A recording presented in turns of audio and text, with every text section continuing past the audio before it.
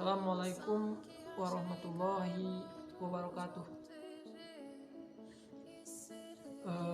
Saya Dudu Saifuddin dari kelas IF3A.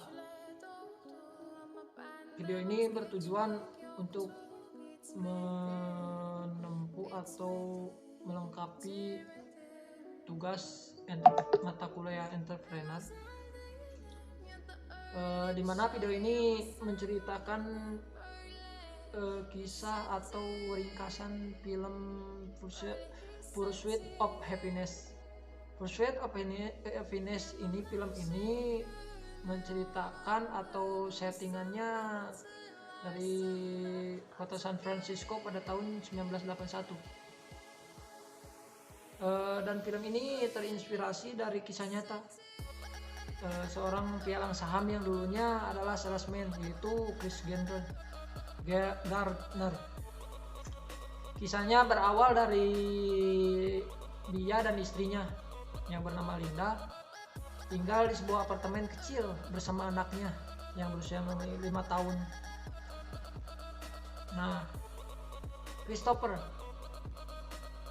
atau Chris Gardner ini adalah seorang salesman berusia 30 tahun yang menghabiskan seluruh tabungan keluarga untuk membeli Princess scanner tulang atau Bone Dynasty scanner, di mana scan ini lebih baik daripada X-ray. Tetapi kebanyakan dokter yang ditemui Chris beranggapan bahwa harganya sangat mahal.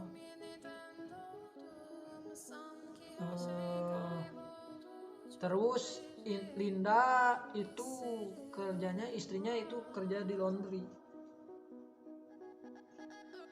sehingga Chris Gardner itu sangat berusaha menjual alat scan itu dari rumah sakit satu ke rumah sakit lainnya. Dia memiliki target untuk menjual alat scan itu minimal 2 alat scan dalam satu bulan harus 2 alat scan untuk mencukupi kebutuhannya pastinya. Keluarga kecil ini mulai terpecah, berarti keluarganya mulai terpecah dikala pas waktu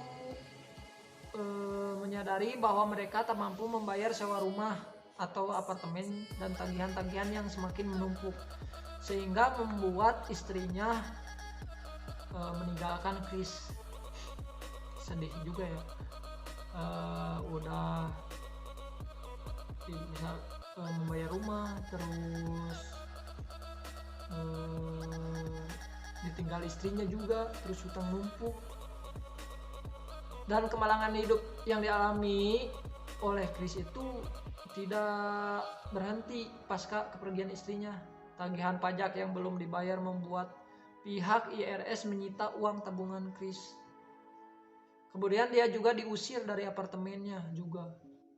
Cobaannya sangat berat.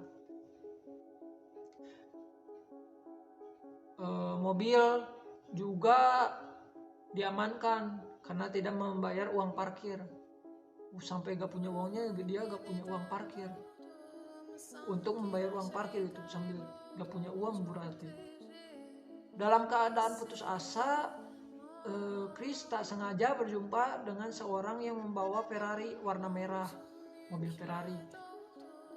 Chris bertanya kepada orang itu pekerjaan apa yang ia lakukan sehingga mampu membeli mobil mewah.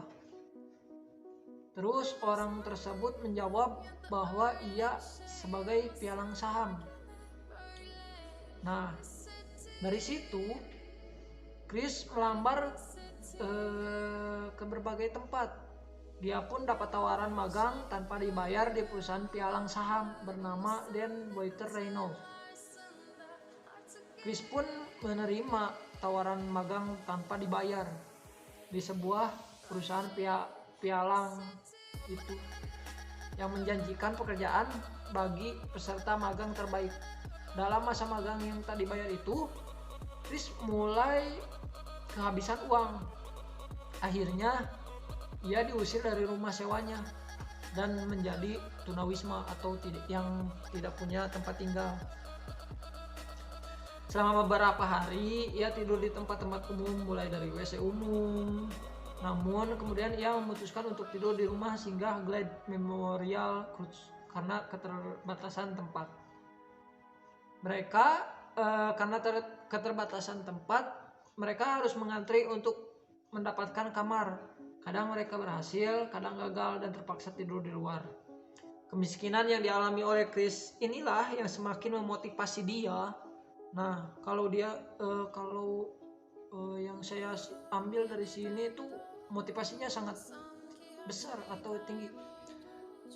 Berbagai keadaan yang menimpa bukannya semakin drop, tapi dia menjadikan dia sebagai motivasi. Kegigihannya buat berusaha pun membuahkan hasil yang luar biasa. Beberapa tahun kemudian, Chris berhasil mendirikan perusahaan pialang saham sendiri yang diberi nama Gardner Ridge.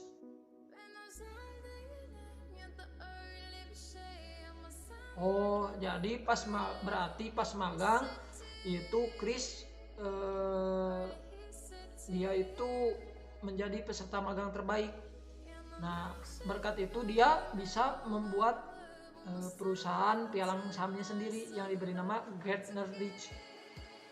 Saat itu dia berani buat jual sebagai sahamnya dan dapat jutaan dolar dari penjualan tersebut. Hal tersebutlah yang akhirnya bikin Chris benar-benar sukses.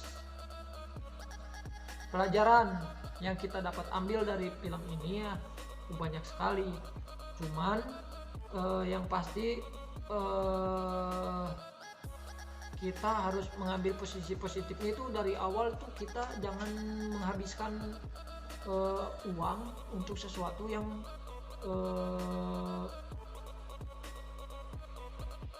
jadi yang belum pastilah intinya. Terus kita mesti melihat bahwa dalam bisnis tertentu bisa terjadi rugi. Jadi kita harus memperhitungkan untung ruginya kalau mau bikin perusahaan atau ini.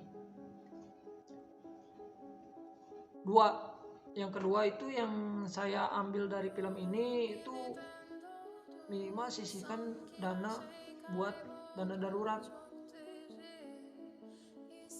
Jadi kita harus menyisihkan minimal dananya itu buat 6 bulan ke depan. Jadi kita tidak was-was gitu jadinya.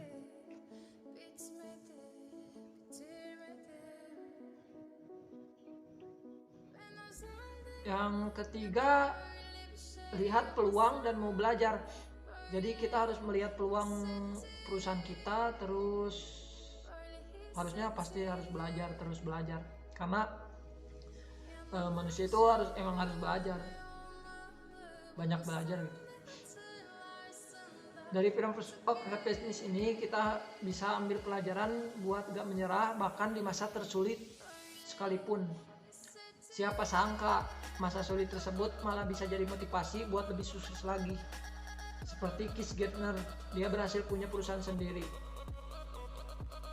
Dan kegagalan yang dialami tersebut jadi motivasi buat sukses di masa depan. Usaha kerasnya pun sangat luar biasa. Jadi kita harus tetap gigih untuk mencapai cita-cita. Terima kasih. Mungkin segitu aja video dari saya. Bila ada salah kata mohon maaf. Bila taufiq wal hidayah. Wassalamualaikum warahmatullahi wabarakatuh.